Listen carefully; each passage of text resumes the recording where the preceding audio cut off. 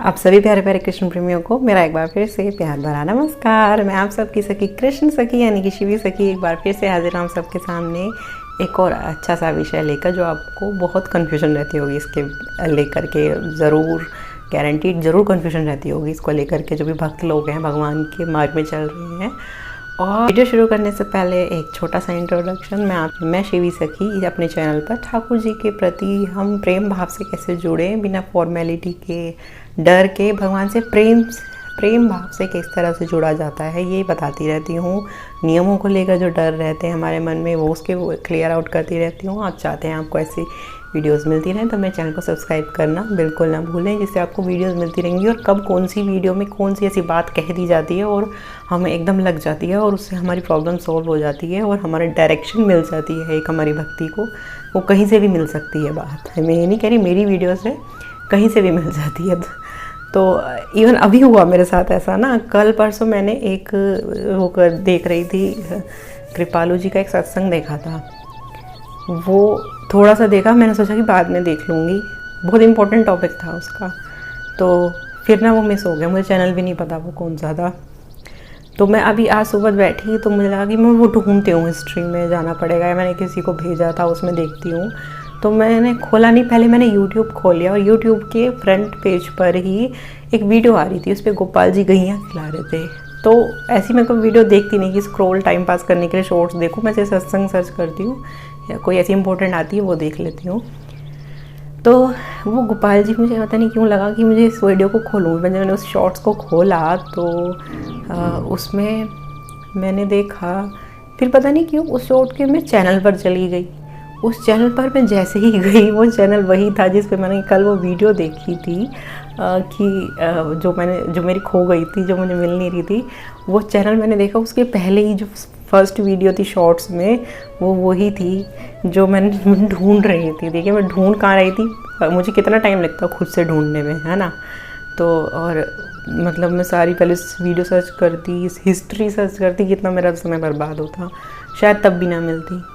और भगवान का जो होती है ना, भगवान के द्वारा जो किया हुआ कार्य होता है वो अलग दिख जाता है, इसलिए मैं कहती हूँ। तो भगवान ने कितनी जल्दी आसानी से वो कर दिया। फ्रंट पेज पे वीडियो खोली, उस चैनल पे गई और देखिए मैं चली भी गई, पता नहीं, मुझे नहीं पता मैं क्यों गई और वो मिल गई। तो कहते भगवान की योजना में, इसलिए हमें संदेह नहीं करना चाहिए। भगवान ना तो सब समर्थवान इसलिए कहते हैं, वो पल भर में कुछ भी संभव कर सकते हैं। हमारे लिए लिमिटेशंस होती हैं कि अच्छा 1 घंटे में यहाँ से वहाँ कैसे, वृंदावन कैसे जा सकता है, लेकिन उनके लिए कोई लिमिटेशन नहीं है। डिस्टेंस और टाइम की जो डिस्टेंस है, मतलब समय का, और कि जैसे अभी नहीं शाम को जाएंगे, शाम में अभी 6-7 घंटे हैं, तो ये टाइम का डिस्टेंस हो गया, है ना। और दूरी का जो डिस्टेंस है, यहाँ से जैसे वृंदावन कई किलोमीटर है, ये भी डिस्टेंस हो गया। तो भगवान के क्षेत्र में, सूक्ष्म क्षेत्र में, आध्यात्मिक क्षेत्र में टाइम और डिस्टेंस दोनों ही नहीं होते। जैसे कि वहाँ से संकल्प करना होता है, हमें वहाँ जाना है, तो वहाँ प्रकट हो जाते हैं। तो ये वहाँ पे टाइम नहीं होता, टाइम समय भी नहीं लगता, तो डिस्टेंस भी नहीं होता कि जाने में हमें समय लगेगा, 3-4 घंटे में पहुँचेंगे। और वहाँ पे डिस्टेंस भी नहीं होता और वहाँ पे समय भी नहीं होता कि हमें समय लगेगा बहुत जाने में, या डिस्टेंस भी नहीं होता बहुत। तो ये दोनों चीज़ें वहाँ नहीं होती। तो लिमिटेशन सिर्फ इस शरीर, पंचभौतिक शरीर के लिए है और किसी चीज़ के लिए लिमिटेशन नहीं है। तो भगवान सब कुछ कर सकते हैं। जैसे आज एक छोटा सा एग्जाम्पल दिखा कि उन्होंने ये काम सिर्फ 5 सेकंड में कर दिया, और मैं ढूंढती तो शायद मुझे हाफ आवर लग जाता, 40 मिनट उसको ढूंढने में, ज़्यादा से ज़्यादा लग जाती। तो ये है, तो वो सब कुछ संभव कर सकते हैं। तो हमें क्या करना चाहिए, हमें अपनी तरफ से प्रयत्न करना चाहिए, या हमें भगवान पर विश्वास करना चाहिए, ज़्यादा उनके हाथों थमा देने चाहिए, हमें बस कम करना चाहिए जो हमारे बस की है। तो हमको सिर्फ उन पर, उनके समर्थ को देखते हुए, सब समर्थशाली हैं, हमें उन पर सब कुछ छोड़ देना चाहिए कि वही करेंगे। उनके ऊपर भार छोड़ देना चाहिए कि वही योजना बनाएंगे, हमें नहीं योजना बनाएंगे। ऐसे ही गुरु का भी हिसाब होता है, गुरु भी ऐसे ही जब मिलते हैं ना, उनकी मर्जी से जब मिलते हैं तो ऐसे ही मार्ग खुलते हैं। जैसे छोटा सा एक एग्जांपल मैंने बताया आपको, और जो हमारी योजना होगी उसमें अड़चनें आएंगी। अच्छा इतनी दूर है, वो कैसे जाएंगे, यहाँ से वो जाएंगे, फिर लेट हो गए, मिल नहीं पा रहे, अपॉइंटमेंट नहीं हो रही। तो ये सब होता है। जो भगवान की जो की हुई होती है मर्जी, वो ऐसे होते हैं कार्य। मैं देखो, मेरे को विषय मेरा आज का कुछ और था और मैं क्या क्या बोल रही, शेयर, डिस्टेंस, टाइम, ये सब पता नहीं, जो उन्हें बुलवाना होता है ना वही बुलवा देते हैं वो। चलिए, बात हम कर रहे थे कि सत्संग की बात लीजिए। मैं सत्संगी जैसे हम सुनते हैं भक्ति में सबसे ज़्यादा, सिर्फ अगर आप नाम करेंगे तो वो पचेगा नहीं। भगवान खुद कहते हैं सत्संग मतलब संतों का संग। संतों का संग भगवान भी करना पसंद करते हैं और वही प्रेरणा करते हैं, और वो उससे प्रसन्न होते हैं जो संतों का संग करता है। और खाली संग ही नहीं, उस पर मनन करता है, वो उसको अमल करता है, उनका सम्मान करता है, उससे वो बहुत प्रसन्न होते हैं। तो वही सत्संग जब हम सुनते हैं, अब ये भी बात है, अब जब हम कई सारे सत्संग सारा दिन, अब ये भी नहीं करना कि सिर्फ नाम कर रहे हो और सत्संग नहीं सुना, साथ में सत्संग भी ज़रूरी है, क्योंकि हमें इतनी सारी प्रॉब्लम्स आती है ना भक्ति मार्ग में, तो उससे कैसे निकलें, तो ये हमें सत्संग सिखाता है कि क्या करना चाहिए ऐसे में, क्या तो उससे लड़ना सिखाता है, उसको हमें बनाए रखना सिखाता है। और अगर खाली हम सिर्फ सत्संग सुनते करें कुछ ना नाम जप कर रहे हैं, ना भगवान के एकांत नहीं दे रहे हैं, अपने आप को एकांत नहीं दे रहे हैं, ध्यान भगवान के प्रति अपना एक पर्सनल टाइम नहीं दे रहे हैं भगवान को, सिर्फ हर दिन यूट्यूब पे सत्संग ही सुनते, तो वो सत्संग का कोई भी फ़ायदा नहीं है। वो कुछ लिमिट तक आएगा, कुछ बाकी ऊपर से उतर जाएगा, थोड़े टाइम बाद आप भूल जाओगे। तो दोनों चीज़ का मिक्सचर से देखिए, कोई भी चीज़ है, जैसे आपको चाय बनानी है तो वो खाली दूध से भी नहीं बनेगी, खाली उसमें पत्ती डाल दी उससे भी नहीं अच्छी लगेगी, उसमें मीठा नहीं होगा तो वो कड़वी लगेगी। उसमें चीनी भी चाहिए, थोड़ी कितनी मात्रा में चाहिए, पत्ती भी चाहिए, और उसमें दूध भी चाहिए, पानी भी चाहिए, वरना ज़्यादा गाढ़ी हो जाएगी। और भी अगर उसमें और थोड़ा फ्लेवर लाना है तो उसमें कुछ अदरक, इलायची आदि वगैरह भी डाला जाएगा। तो ऐसे ही अदरक, इलायची जो हमारे ये हैं, हमारा खाली नाम जप जो है दूध है ना, नाम जप हमारा भजन साधन, और जो हम उसमें पत्ती डालते हैं जिससे रंग आता है, वो सत्संग है। और जिसमें और जो मिठास है वो है हमारे हरि प्रेम की जो हम प्रेम करते हैं, खाली सिर्फ सत्संग सुनने नाम करने नहीं, प्रेम भी हमें भगवान से संबंध जोड़कर उनसे प्रेम भी करना चाहिए। वो मिठास बोलता है ना, उससे मिठास आएगी तब जाके सारी चीज़ कंप्लीट होगी। कोई एक चीज़ की भी कमी होगी तो आपको पूरी नहीं होगी। तो इसलिए कहते हैं कि सत्संग भी बराबर सुनना चाहिए, भजन भी बराबर करना चाहिए, कीर्तन भी करना चाहिए। थोड़ा हर समय आप नाम जप करेंगे तो नहीं कर पाएंगे। बड़े महान संतों की बात नहीं करी जिनमें लाख जप करते हैं, तो कुछ देर कीर्तन करना चाहिए, नहीं कि सिर्फ कीर्तन ही कीर्तन कर रहे हैं, कुछ देर नाम करना चाहिए। मतलब कहते हैं ना, इस मन रूपी बहुरिया को, राजेंद्र दास जी कहते हैं, इस मन रूपी बहुरिया को बिज़ी रखो। जैसे पुरानी सास होती थी, वो अपने बहुओं को ना खाली नहीं बैठने देती थी। उनको जैसे वो खाली बैठी, उनको वो कुछ भी काम बता देती थी कि ये करो, जो काम होता भी नहीं था, ये यहाँ से उठा के यहाँ रखो, ये साफ करो। तो आई होप आप लोग समझ रहे होंगे। तो ऐसे ही मन रूपी जो बहुरिया है ना हमारी, इसको खाली मत बैठने दो, या इधर उधर मत फालतू की बातें मत करने दो, इसको लगाए रखो हरि भजन में। अच्छा, नाम कर लिया ना, तेरी माला हो गई, नहीं कि 16 माला हो गया, छुट्टी, अब मैं जा रहा हूँ, नहीं, अब उसको कीर्तन में लगाओ थोड़ी देर। अब कीर्तन से हो गया, अब थोड़ी देर चल, तो अब अध्ययन का थोड़ा सा 1-2 श्लोक पढ़, किसी स्त्रोत का पढ़, कुछ भागवत में से कुछ लीला पढ़, कुछ पढ़, ठीक है। अब इससे चला गया, चल अब यूट्यूब पे थोड़ा सत्संग सुन ले, है ना। आजकल तो फैसिलिटी इतनी है, यूट्यूब पे ही सुन सकते हैं हम सत्संग, इस पर सुन ले। अब चल हो गया ना, अब थोड़ा एकांत में बैठकर भगवान का ध्यान कर।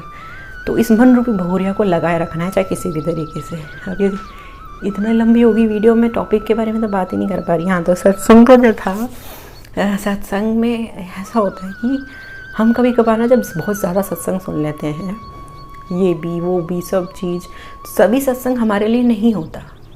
ये शायद किसी को बात पता नहीं होगी, हर किसी को सभी सत्संग हमारे लिए नहीं होते हैं। आपको देखना है, पकड़ना है, उसमें से कौन सी बात आप ढूंढ रहे हैं, जो जिस लेवल पर आप चल रहे हैं, जिस स्टेज पर आप चल रहे हैं, उसमें कौन सी बात आपके लिए लाभकारी है, आप इसमें से कौन सी समस्या आपकी है जिसका प्रॉब्लम सॉल्यूशन आप जान सकते हैं उनसे।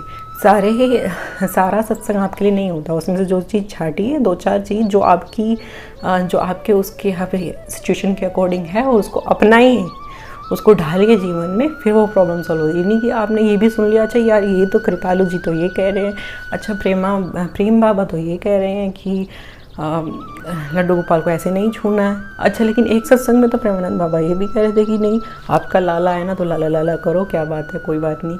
एक जगह वो ये कह रहे हैं, तो ऐसे में आप क्या कहेंगे, खुद के अंदर तो देखेंगे नहीं, कहेंगे कि बाबा को ही नहीं कुछ पता, उसको कहेंगे ये लगता ही नहीं यार, कुछ समझ नहीं आता, ये किसी को कुछ कहते हैं, किसी को कुछ कहते हैं, अब यार इन्हें नहीं पता या पता नहीं क्या, हमें तो भैया समझ नहीं आता, कितनी कन्फ्यूजन है, आप ये कह के छोड़ दोगे। नहीं, सच संतों की बातें संत ही जानते हैं, जैसे कृष्ण की लीला कृष्ण ही जानते हैं, संतों की बातें संत ही जानते हैं। वो सबको कहते हैं ना कि प्रेम भाव बता रहे थे अभी कि जैसे कोई डॉक्टर है, डॉक्टर के पास एक मरीज आया, मधुमेह का मरीज, और जब उसका नंबर आया तो वो बोला कि आपने मुझे चीनी क्यों बंद कर दी, जो पीछे अभी एक मरीज आया था उसने तो आपने उसको तो कहा कि चीनी मिश्री खाओ, मुझे क्यों मना करी।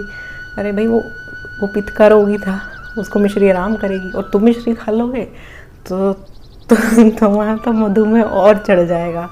तो यही सब बात है।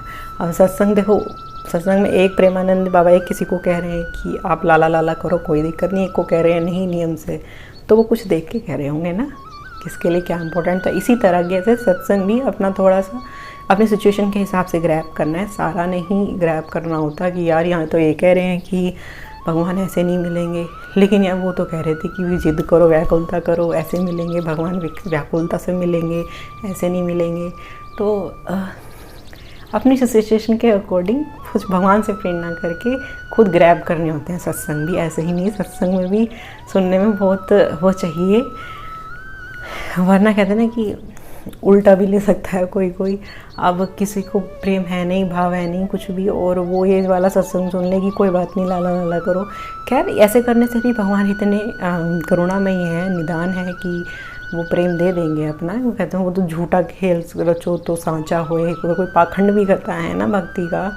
मान लीजिए मैं ही कर रही हूँ, मुझे कोई कहता है कि पाखंड कर रहे हो आप, वीडियोस क्यों बना रहे हो, हाँ ठीक है मैं कर रही हूँ, लेकिन ऐसा करने से भी भगवान कहते हैं कि पाखंड करने से भी वो सत्य में बदल जाता है। वो पाखंड करने वाले के अंदर ऐसे भाव आते चले जाएंगे कि वो सच में भजन भक्ति करने लगेगा। तो इतनी ज़्यादा महिमा है भगवान के भजन की। तो लेकिन तो ये मेरा कहने वाला भी था कि सभी सत्संग आप ना अगर कुछ भी सोच कर, कहीं आपने कुछ सुना एक किसी संत का और आप सोच के आपको मोटिवेशन मिला, आप आगे बढ़े, है ना, कुछ समय बाद, कुछ टाइम बाद आपने कहीं और कुछ और सुन लिया जो उसके अपोजिट था, है ना, तो अब आप नेगेटिव हो गए, यार ऐसा तो नहीं होना चाहिए, अब क्या करूँ यार, ये तो ये कह रहे हैं। नहीं, सभी सत्संग हमारे लिए नहीं होते हैं, सिर्फ कुछ चुनिंदा जो आपकी सिचुएशन के हिसाब से समय समय पर अलग अलग सत्संग होते हैं जो आपको ग्रैब करनी होती हैं, ठीक है।